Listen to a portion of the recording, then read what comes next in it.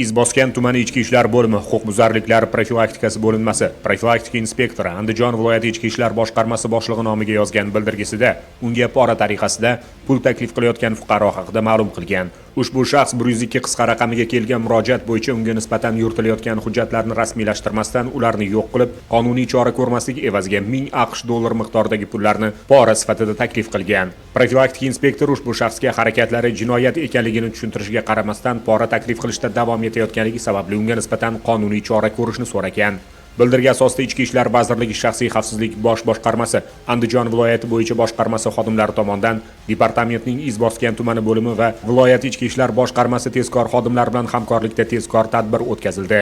Tadbir davomida gumonlanuvchi Izboskan tumani Xo'jaobod mahallasi hududidagi profilaktika inspektorining xizmat xonasida unga 1000 AQSh dollarini pora tariqasida bergan vaqtida ashyoviy dalillar bilan ushlanib, tegishli hujjatlar rasmiylashtirildi.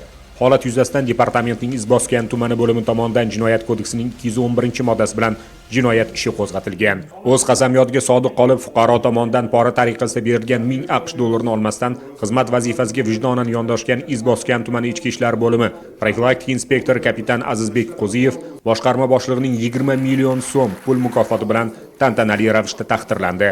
Ushbu xodimning kasbiga sadoqat ko'rsatganligi barcha shaxsiy tarkibga ibrat bo'lishi lozimligi alohida ta'kidlanib, profilaktika inspektorining ota-onasiga vazirlik rahbariyati hamda Andijon viloyati ichki ishlar organlarining barcha xodimlari nomidan chuqur minnatdorchilik bildirildi.